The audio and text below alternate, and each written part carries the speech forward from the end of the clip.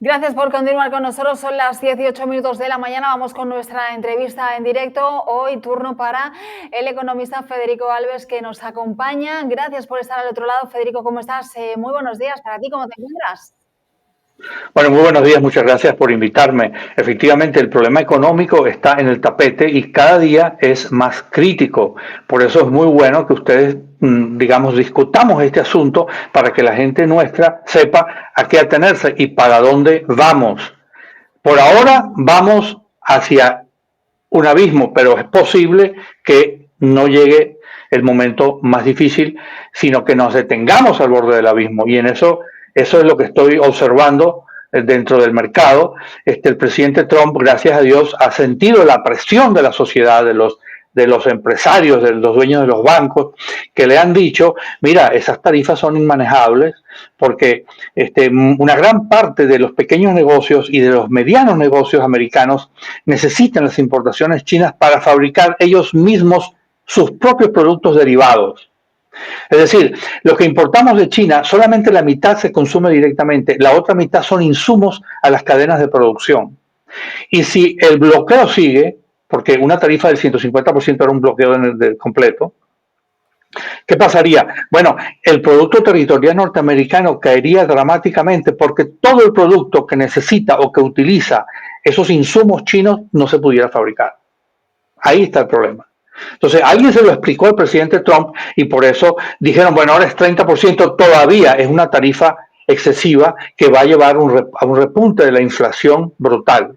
Pero yo espero que eso baje a menos de un 10% dentro de poco. Y no solo yo, el mercado, la bolsa de valores ha descontado un arreglo con China porque ya las acciones comenzaron a subir hace una semana otra vez y yo voy a profetizar aquí que va a subir más alto de lo que estaban cuando entró el presidente Trump. Sí, okay. Y efectivamente, como lo estamos viendo, como lo estás mencionando, de hecho, quiero llegar a esta pregunta para ti en estos momentos. ¿Cómo tú defines la tregua arancelaria entre Estados Unidos y China? ¿Es un triunfo diplomático para Washington? ¿Es una concesión para Pekín o es un retroceso estratégico de lo que Trump ha hecho y que ahora son los efectos económicos? Mira, obviamente es un triunfo diplomático para Washington y para China, porque los dos poderes enfrentados que tienen digamos que manejan el comercio mundial, como son China y Estados Unidos, pues en un momento de madurez y de seriedad se pusieron a negociar los dos, porque China también estaba muy reluctant, no se negaba a negociar por un problema de orgullo, porque el estilo del presidente Trump es muy avasallador, es lo que se llama una especie de bully. Entonces China estaba muy herida por eso, pero ellos mismos razonaron y dijeron, bueno, también tenemos la responsabilidad con las empresas chinas de negociar un arreglo con los Estados Unidos. Y gracias a Dios se dio esa circunstancia y el panorama se empieza a normalizar. Todavía no está normal. Todavía los Estados Unidos tienen una tarifa que es excesivamente alta con respecto a lo que puso China, que es un 10%. Y además, quiero que la gente entienda un punto central. Todo país que depende de tarifas o de altos aranceles, en español se llama arancel, no se dice tarifa, para proteger su industria, con el tiempo, estas industrias se vuelven no competitivas con respecto al resto del mundo. Esto que lo está escrito en todos los libros de economía, le pasó a Latinoamérica, le pasó a Venezuela, le pasó a Perú, le pasó a Argentina, le pasó a todo el mundo que puso altas tarifas para proteger su industria. ¿Qué pasó con su industria? Se volvió no competitiva. Y entonces por eso es que todos los economistas más conocidos de Estados Unidos están en contra de poner ninguna tarifa. Para poder cambiar el problema de que la industria americana se mudó a China, hay que ofrecer condiciones económicas para que regresen, para que los números les den para estar en Estados Unidos y no en China. Y eso todavía no hemos llegado. El presidente Trump quiere actuar manu militari, es decir, por medio de decretos. Y eso la economía lo rechaza. Nunca va a funcionar. Para corregir un problema económico hay que corregir las circunstancias económicas que lo generaron. Si no, no se corrige, se empeora. Ujú. Te pregunto, Federico, tenemos 90 días de pausa arancelaria, no hay fechas definidas para nuevas reuniones, sabemos que se van a reunir, ¿no? En algún punto. Te pregunto, dentro de estos 90 días, ¿qué tipo de movimientos vamos a ver? ¿Quién va a llevar la voz de mando? ¿La va a llevar Donald Trump? ¿La va a llevar Xi Jinping? ¿Qué tipo de acuerdos podríamos ver entre ambas potencias? Bueno, obviamente lo que todo el mundo espera es que ambas potencias logren llegar a una tarifa común entre ellos dos, que sería alrededor de un 10% o menos. Eso es lo que todo el mundo espera. Porque fíjate, si tú le subes un 30% al costo de importar un iPhone, entonces es un costo muy alto. Hay muchísimos millones de americanos que no van a poder comprar iPhone y van a ir a comprar Samsung, que viene de Corea del Sur, que no tiene esos aranceles. Entonces, nosotros necesitamos que estos dos poderes controlen este estado de agresividad y se pongan de acuerdo, y creo que lo van a hacer, porque fíjate, el presidente Trump, gracias a Dios, escucha y lee la prensa todos los días. Y esto funciona porque él siempre cambia de opinión cuando por ejemplo, Fox News ya empieza a invitar gente que le dicen que está equivocado. El presidente retrocede y cambia de opinión y llama a sus asesores y dice, pero esto no puede ser porque fíjese, en Fox News están diciendo que es una locura. Entonces, el presidente no es sordo como otros presidentes que no leían ni escuchaban nada, sino que tomaba una decisión y eso era la verdad. El presidente Trump va a cambiar de opinión, ya está cambiando de opinión y espero que la economía se arregle en cuanto este problema de las tarifas se pueda solucionar. Qué bien, Federico. Incluso hablando sobre esto de las noticias, en Bloomberg Economics se dice que el acuerdo comercial ha reducido a la mitad el impacto de la estanflación aquí en los Estados Unidos. ¿Crees que esto es suficiente para esta desescalada, y reactivar propiamente la economía como estaba en niveles anteriores? No, hace falta que no hayan tarifas o que bajen al menos del 10%, porque todavía con un 30% de tarifas estamos hablando que muchísimos productos, muchísimas líneas de producción tienen que subir sus precios o cerrar la línea de producción, quitar el producto del mercado. 30% es una tarifa extremadamente alta dentro de la pequeña industria que todavía queda en Estados Unidos, pero que depende de muchos insumos chinos. Te voy a poner un ejemplo. Tesla importa las baterías de China porque no ha logrado fabricarlas en Estados Unidos porque sería extremadamente costoso fabricar baterías de alta calidad para sus vehículos en Estados Unidos. No han podido resolver el problema y creo que no tiene solución. Entonces, ¿qué pasa? Si a un Tesla, en cuyo costo global la batería es el 60% del vehículo y tú le aumentas un 30%, entonces ya el vehículo pasa del costo que una persona puede comprar y financiar y pagar en 5 años, que es lo que dura más o menos la batería. Entonces, Tesla sería uno de los grandes afectados por este 30% que todavía queda. En este momento, Elon Musk está absorbiendo el costo porque ya trajo muchas baterías y las debe tener guardadas en su warehouse de Texas, pero ¿qué va a pasar dentro de 3 meses cuando ya esas baterías se colocan en los vehículos y haya que importar más de China? Entonces, esto tiene que resolverse antes de los 3 meses que dio el presidente Trump, para salvar toda la industria norteamericana que depende de insumos chinos. No me refiero a los productos de consumo final de Walmart. Esos que suban un 30%, quizá no hay problema. El problema son los insumos de las industrias americanas que dependen de traer cosas muy importantes de China, como Tesla, por ejemplo. Y no solo Tesla, Ford. Hay miles de empresas que dependen de insumos chinos y que no pudieran pasar esa cadena de producción a los Estados Unidos en el corto plazo, o nunca. Fíjate, Federico, que vamos a mirar también los aranceles desde otro punto de vista, ¿no? Porque estaba leyendo en CNBC que solo en el mes de abril el gobierno ha recaudado más de 16.000 millones de dólares en aranceles. Te pregunto, ¿podríamos decir que al menos fiscalmente la estrategia de Donald Trump resultó más efectiva de lo que No, al contrario.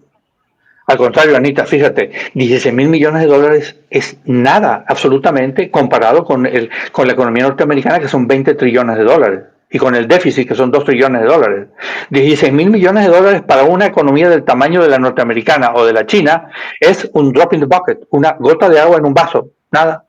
O sea que lo que me acabas de decir confirma que no funcionó. O sea, todos los aranceles de Trump bloquearon el comercio con China. Eso es todo. Cerrado. Oye, Federico, ¿te esperas un momentito? Hacemos una pausa, ¿te parece? Y volvemos enseguida porque tenemos que preguntarte también de otro tema que me decías que era casi que más importante que el tema de los aranceles hoy, que es el tema de las medicinas. ¿Te parece? Hacemos una pequeña pausa y regresamos enseguida. Claro. Te lo agradezco. Volvemos enseguida con Federico Alves. No se vayan, hasta ahora.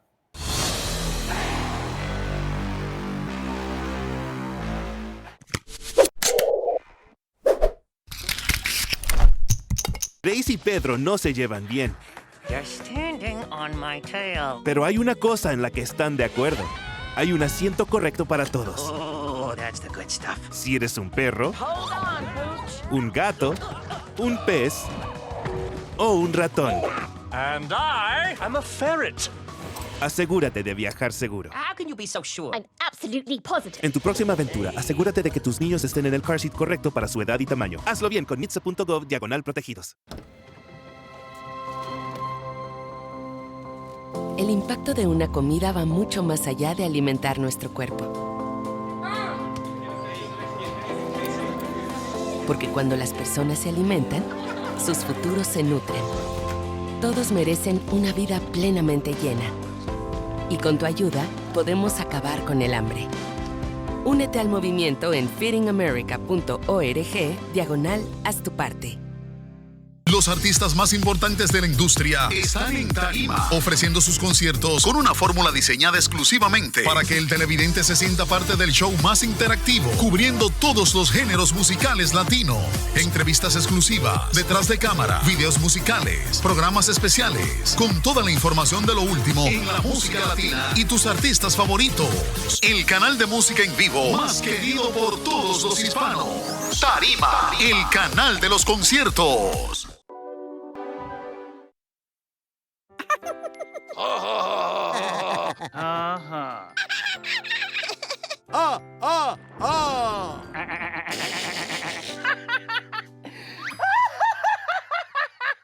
Elmo le encanta reírse. La mamá de Elmo le enseñó que reír puede ayudar con las emociones desafiantes, como cuando te sientes muy feliz. Asegúrate de celebrar cuando estés feliz y de reírte mucho. Con amor, tu mente. Comercio, tu portal al mundo financiero actual. Actualizamos diariamente con nuestros artículos sobre el mercado de valores y el mundo financiero.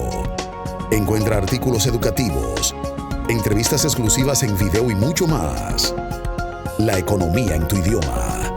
Escanea el código QR y visita Comercio TV ahora.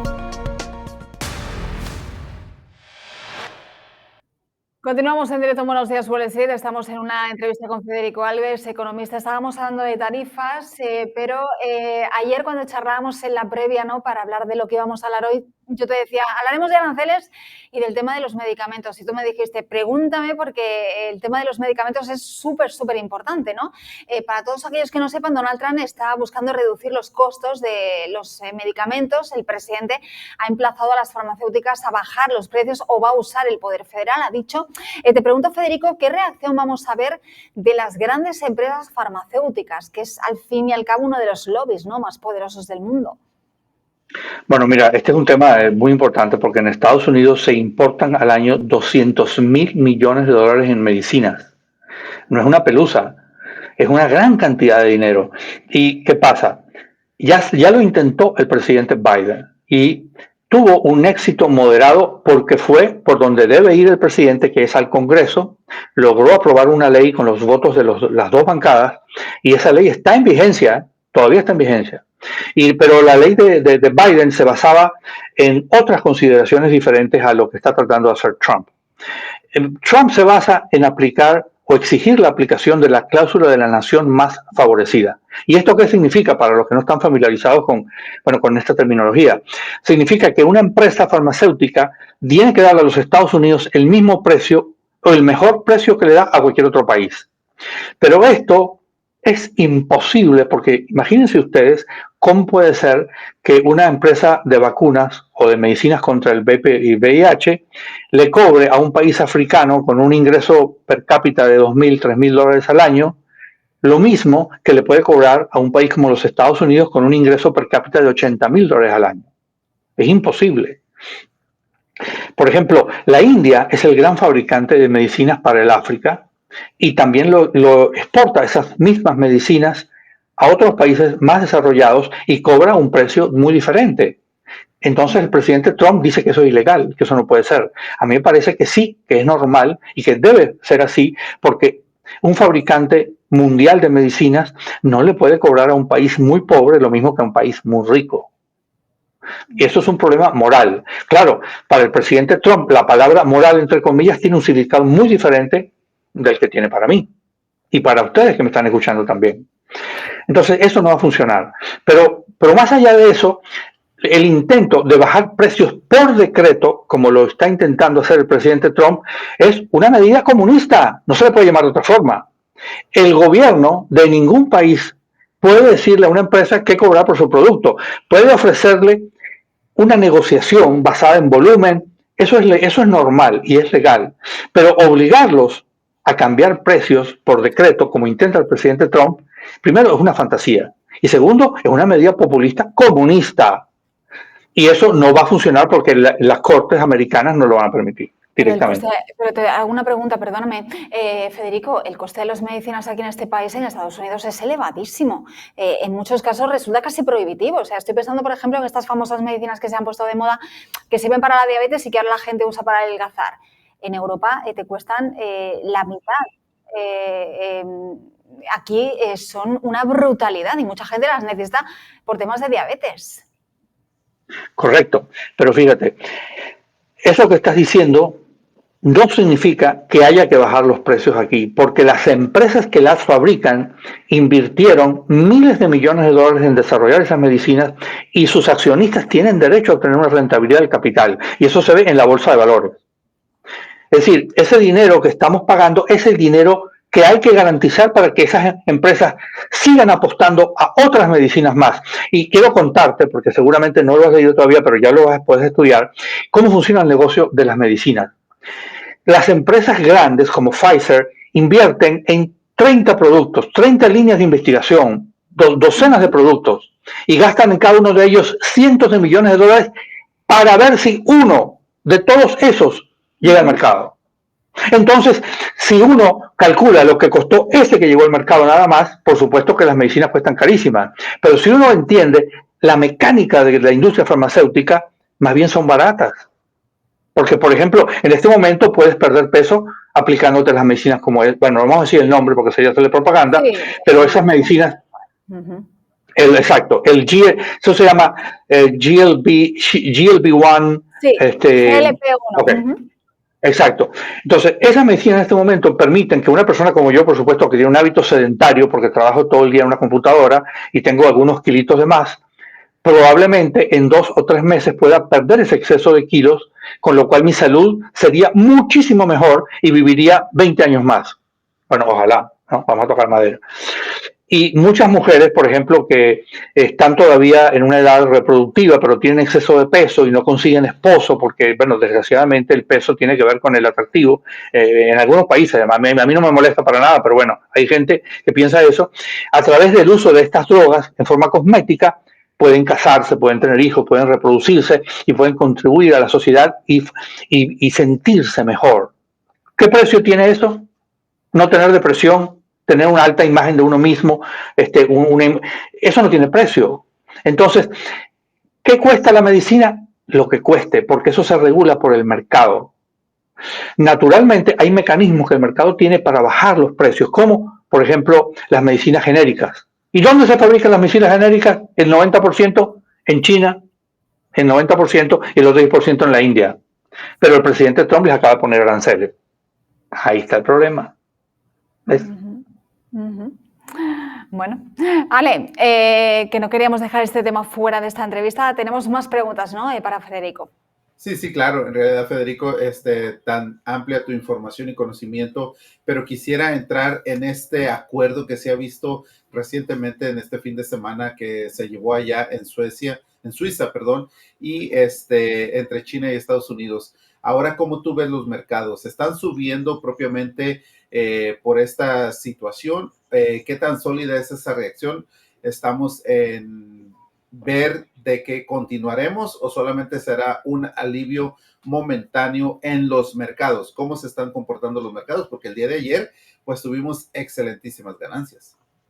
Por supuesto, como dije, hace 2 semanas, bueno, 10 días, ya el mercado empezó a descontar que venía un acuerdo con China, porque el equipo del presidente Trump habla mucho y ya habían entregado información a todo el que quisiera escucharla dentro del círculo de las grandes empresas, que el presidente Trump estaba dispuesto a acabar con los aranceles de 150%, porque eso sería un bloqueo económico. Entonces ya el mercado empezó a repuntar porque los grandes fondos son los que compran acciones al mayor. Entonces, cuando ellos se dieron cuenta de que venía un acuerdo, inmediatamente empezaron a comprar. No compraron muy rápido para evitar una subida demasiado vertiginosa, sino que empezaron a comprar súbitamente y seguimos en el espacio de compra. Todo el que haya vendido sus acciones cometió un error. Y yo le dije en mi cuenta de Twitter que no, y en varias entrevistas, que no había que vender nada, porque esto se iba a resolver y iban a subir de vuelta las acciones. Todos estos pánicos de la bolsa de valores tienen un solo fin: que la gente venda, que se desprenda de sus acciones en un estado de miedo, y eso es lo que necesitan los fondos de pensiones y los fondos financieros, los fondos de riesgo, para empezar a comprar acciones que después las van a vender o las van a mantener a un precio mayor, y eso es lo que ellos consideran ganancia. Comprar barato. ¿Se puede decir, Federico, que se han manipulado, entre comillas, las subidas y las bajadas que hemos tenido en estos meses en la bolsa de alguna manera? No quiero decir la palabra manipular, porque no, pero me refiero a que si ha sido intencionado de alguna manera, porque parecía que Donald Trump no miraba el mercado, pero sí lo miraba, sí, no, sí. ¿Qué opinas? Bueno, pero eso sucedió y va a seguir sucediendo, pero eso es lo normal en la industria de valores. Así funciona la industria de valores. El secreto de la industria de valores es generar una baja para volverla a comprar y después volver a generar otra baja para volverla a comprar más barata, y entonces a largo plazo eso es lo que hace subir el mercado de valores. Lo que pasó aquí fue lo que ha pasado siempre, no es nada nuevo. No se puede decir que hubo un delito de ningún tipo. Simplemente el que tenga mejor información toma mejores decisiones. La gente que no tenía información o que no entendía la lógica de la política norteamericana vendió. Y el que tenía mejor instinto sobre lo que pasaba y lo que pasaría en la economía norteamericana esperó y compró barato.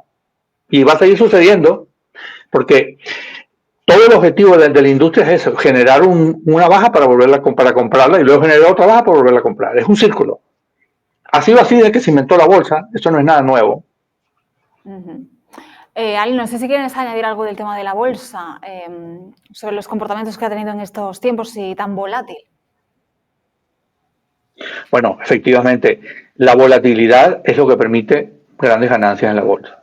Entonces, toda la volatilidad que hemos visto, los que sí trabajan en la bolsa, lo que hacen es pensar: ay, qué bueno que está esto, porque es la única manera de obtener ganancias. Fíjate, si nadie vendiera sus acciones, no subirían ni bajarían. Los fondos de pensiones y los fondos de riesgo desaparecerían porque no habría forma de obtener ganancias. Entonces, la volatilidad es la sustancia del mercado bursátil. Cuanto más volatilidad hay, más dinero se gana. Así es, ¿no? Y bueno, vamos a estar pendientes porque esta volatilidad, que veremos qué tanto sigue, pero obviamente con la información y el conocimiento que se tiene, se pueden lograr realmente buenos beneficios. Aún en momentos cuando el mercado cae, pues se puede llegar a tener ganancias, ¿verdad? Correcto. Hay que darle gracias a Dios que que la gente entendió lo que estaba pasando y no hubo una venta masiva mayor, porque los americanos tuvieron confianza en la capacidad del presidente Trump para revertir esas medidas y descontaron lo que estaba diciendo como una cosa temporal. Por eso es que no cayó el mercado mucho más. Te quiero hacer una última pregunta que tiene que ver con el tema de inmigración, que creo que también es importante. Como sabemos, Donald Trump eliminó protecciones, ¿no?, como el TPS y el asilo para miles de latinos, especialmente pues, para los cubanos y venezolanos, ¿no? Pero al mismo tiempo recibió a migrantes blancos de Sudáfrica ofreciéndoles vías rápidas a la ciudadanía. Te pregunto, ¿no es esto una contradicción, ¿no?, política y ética? ¿Qué impacto puede tener esta decisión en la comunidad latina, ¿no?, y en la narrativa migratoria del país, que tantos titulares se está llevando en estos 4 meses desde que llegó Donald Trump al poder? Mira, claramente la política exterior, la política inmigratoria de Donald Trump está movida por una cosa, un sentimiento que no podemos sino llamar racismo, que es lo que está impulsando a la mayor parte de sus seguidores extremos, la gente normal que apoya a Trump no son racistas, pero hay un 30%, digamos, de la población norteamericana blanca que tiene un problema de rechazo contra todo el mundo que no tenga el color blanco en la piel. Ellos están dispuestos a aceptar como iguales a los españoles, a los griegos, a los italianos, pero donde la persona tenga un matiz oscuro en la piel, más de cierto grado, ya lo rechazan y no quieren que viva en Estados Unidos, quieren que se vaya. Ahora, ¿qué pasó en Sudáfrica? ¿Y por qué es una inmoralidad lo que está haciendo el presidente Trump? En 1915, el gobierno sudafricano expropió todas las tierras de los labriegos de los campesinos negros, todas, y se le entregó a los blancos, y les prohibió tener tierra. Entonces, ahora, por supuesto, en 2025, el 80% de la tierra cultivable en Sudáfrica pertenece a los blancos todavía. Y el gobierno sudafricano, con mucha razón, está tratando de que vendan esas tierras a la gente, porque el 85% de la población de Sudáfrica es negra y no tienen tierra, porque los blancos la tienen toda. Y la tienen toda porque la expropiaron y prohibieron a los negros que tuvieran tierras. Entonces, esa injusticia del apartheid llevó a esta circunstancia y ahora el gobierno de Sudáfrica quiere revertir esa injusticia con mucha razón, pero el presidente Trump dice que es racismo. No, es racismo no, es justo. ¿Cómo es posible que una sola raza tenga el 80% de la tierra cultivable en Sudáfrica? Y es una raza minoritaria, extremadamente minoritaria. Ni siquiera es el 50% de la población, es el 15 o el 12%. Entonces, el presidente Trump tiene que dejar de escuchar a su minoría racista, por ejemplo, este señor Stephen, no me acuerdo su apellido en este momento, todos los días lo leo, pero me da Stephen Miller, me da tanta, me siento tan mal cuando lo leo que ni me acuerdo del nombre. Pero fíjate, este señor que tiene cara de judío, pero simplemente dice que es americano blanco, pero no es genéticamente porque su fisonomía lo delata, es la persona más racista del entorno del presidente Trump. Y mientras él esté ahí, mientras esta gente esté controlando el aparato burocrático del Estado norteamericano, tendremos problemas como los que estamos teniendo con ICE. Fíjate, ICE entra con una fuerza armada a un negocio donde hay 100 empleados y a los únicos que les piden papeles es a los que no son blancos. Ahí está el problema. Es una política racista 100%. Si hay 100 empleados y 20 son venezolanos blancos, porque son hijos de españoles o portugueses, o simplemente gente que tiene su fisonomía blanca, los ignoran y solamente siguen o les piden documentos a los morenos.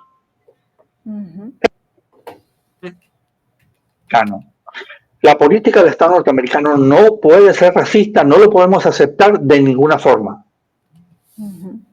Bueno, nos quedamos con esa reflexión. Federico, Alejandro, ¿quieres añadir alguna cosa más?